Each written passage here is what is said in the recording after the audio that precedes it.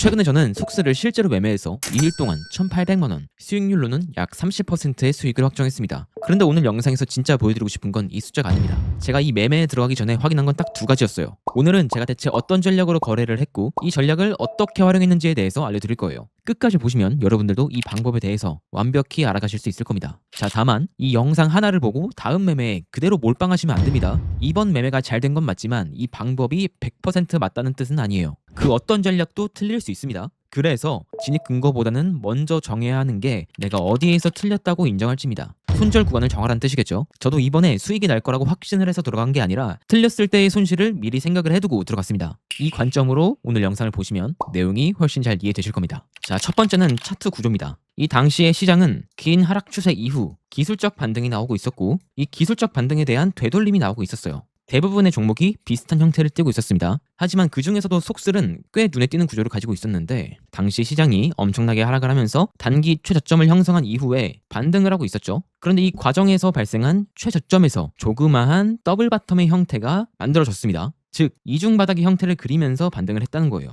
그것도 꽤나 급하게 올렸죠. 그리고 이후에 되돌림이 나오는 것도 급하게 나왔습니다. 이럴 때 주목해야 되는 건 이 더블 바텀을 형성하면서 만든 고점, 그러니까 이 구간입니다. 이 구간을 우리는 주목을 해야 돼요. 공통 용어로는 넥라인이라고 합니다. 이 넥라인이 정말 중요한 역할을 하는데 어떤 역할이냐? 상승 후에 조정을 받을 때 한 번 브레이크를 걸어주는 역할을 합니다. 그러니까 떨어지더라도 한 번은 반등을 주고 떨어진다는 거예요. 한 번에 매수세는 나와주는 곳이라는 얘기입니다. 100%의 확률로 나오는 건 아니지만 꽤 높은 빈도로 발생을 합니다. 여기에서도 그랬었고 이 구간에서도 똑같이 지지를 받고 반등을 해줬고 더 크게 보면 이런 구간의 넥라인도 사실상 같은 역할을 또 했다고 봐도 되겠죠. 아마 이거 외에도 찾아보시면 꽤나 많이 나올 겁니다. 그래서 저는 이 구조를 주목을 했고 이 속슬이라는 종목을 한번 거래해봐야겠다라고 생각을 했습니다. 자, 그리고 두 번째는 추세 이탈이에요. 더블 바텀의 넥라인, 이거 하나만으로 거래를 하기엔 근거가 사실 굉장히 빈약합니다. 근거가 딱 하나밖에 없는 구간은 차라리 거래를 안 하는 편이 나아요.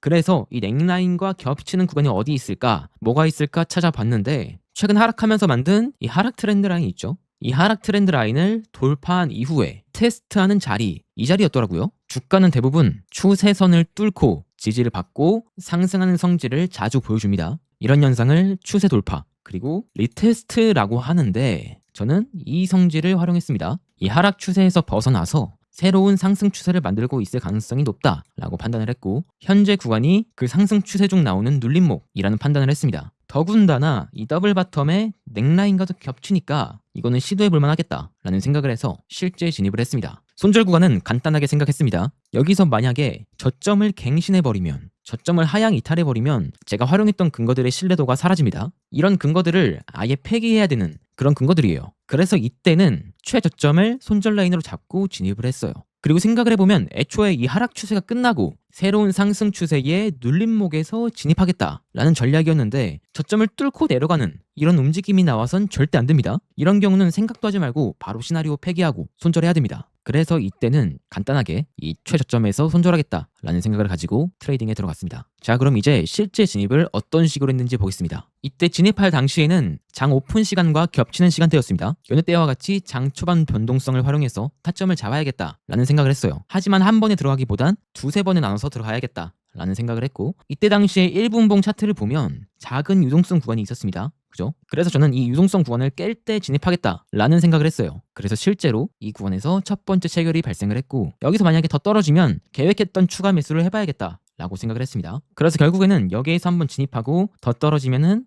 이런 구간에서 계속 매집하고 그럴 생각이었어요. 하지만 여기에서 그냥 곧장 반등이 나왔죠. 저점을 갱신하지 않고 바로 반등에 성공을 했습니다. 그래서 결국엔 추가 매수 계획은 폐기하고 매수한 물량만 들고 가자라고 생각을 하면서 계속해서 홀딩을 했어요. 이때 진입한 이후로는 크게 대응할 거 없이 그냥 거의 원웨이로 상승을 해줬어요. 그래서 큰 스트레스 없이 계속해서 홀딩할 수 있었습니다. 자, 근데 여기서부터 이제 생각해야 될 건 익절을 어디서 해야 될지, 그죠? 익절을 어디서 어떤 식으로 해야 될지 이거를 고민해봐야 돼요. 저 같은 경우는 진입하기 전부터 생각해놨던 부분 익절 구간이 있었습니다. 아마 제 채널을 꾸준히 보고 계신 분들이라면 이미 눈치를 채셨을 텐데 저는 최근에 만들어진 이 고점 유동성을 활용하기로 계획했었습니다. 이런 중요 고점 구간은 수많은 트레이더들이 수익 실현의 근거로 활용합니다. 하지만 이때 수익 실현을 하는 것은 여기에서 바로 떨어지겠다라고 생각을 해서 수익 실현을 하는 게 아니라 해당 포지션에 대한 부담감과 리스크를 줄이기 위해서 최소한의 조치를 취한다고 보시면 됩니다. 저 또한 이렇게 생각을 하고 고점 부근에서 익절할 준비를 하고 있었고, 마침내 고점을 넘어서는 상승이 나오면서 무사히 절반 익절을 마쳤습니다. 여기서 발생한 수익금은 약 980만원 가량이고, 나머지 물량은 다시 한번 상승 추세가 나오길 기다렸어요. 하지만 큰 움직임이 발생하진 않았고, 이때 저는 3배 레버리지의 괴리가 있는 속슬 차트 대신 SOXX라는 레버리지가 없는, 괴리가 없는 차트를 봤습니다. 자, 그랬더니 더 큰 타임프레임의 하락 추세선을 상향 돌파했다가 다시 한번 하향 돌파하는 움직임을 보여주고 있었어요. 그래서 이거는 다시 한번 하락할 수도 있겠다, 하락할 수 있는 가능성을 배제해서는 안 되겠다, 수익금을 무조건 지켜야겠다라는 생각을 했고, 이 가격대에서 포지션을 전량 종료했습니다. 이때 발생한 수익금은 약 804만 6천원 정도고, 그래서 총 약 1800만원 정도의 수익금으로 이번 매매를 마쳤습니다. 이번 매매에서 여러분들이 가져가셔야 될 건 수익금이 아니라 이 3가지예요. 첫 번째, 차트 구조. 현재 형성되고 있는 차트의 구조가 매수하기에 적절한 형태인가, 이걸 봐야 돼요. 이번에 활용한 건 이 더블 바텀이라는 구조의 넥라인이었죠. 사실 이런 구조의 형태를 트레이더들은 SR 플립 구간이라고 합니다. 직역하면 지지와 저항이 바뀌는 자리라고 하는데, 이 더블 바텀의 넥라인은 원래는 저항 역할을 했지만 뚫리면 지지의 성질로 바뀌어요. 그래서 이런 현상을 간단하게 설명하기 위해서 SR 플립이라는 단어를 활용한다고 보시면 됩니다. 자, 두 번째로는 추세선의 리테스트,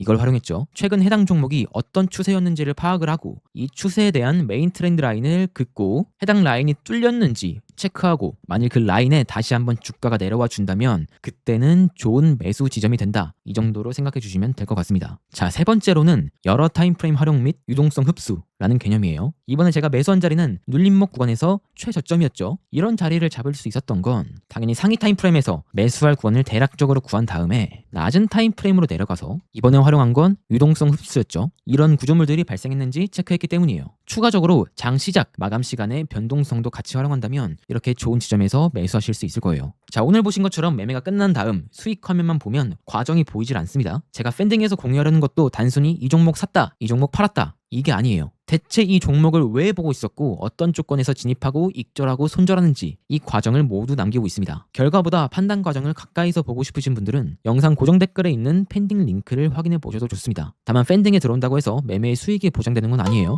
제 매매를 공유하긴 하지만 그대로 따라하는 공간이 아니에요. 하나의 매매를 준비하고, 그리고 실행하고, 그리고 복귀하는 과정을 공부하는 공간으로 봐주시면 좋겠습니다. 부디 이번 영상이 좋은 공부 내용이 되셨길 바라겠고, 만약 도움이 된다 싶으시면 꼭 반복 시청하시면서 다 익혀가셨으면 좋겠습니다. 인생은 생각만 해서 바뀌는 게 없습니다. 행동으로 실천해야 비로소 변화가 일어나요. 여러분들께 하나 제안해 볼게요. 이 영상을 여기까지 다 보신 분들은 댓글로 인증해주세요. 어떤 형태로든 상관없습니다. 감상평이 되어도 좋고, 그냥 완료라고 간단하게만 적으셔도 상관없습니다. 여러 번 시청하실 분들은 1회차 완료, 2회차 완료 이렇게 남겨주셔도 좋고요. 이런 댓글들이 모여서 서로가 서로에게 동기부여가 됐으면 좋겠습니다. 그럼 오늘 영상은 여기까지 하겠습니다. 여러분들의 성공적인 투자를 응원합니다.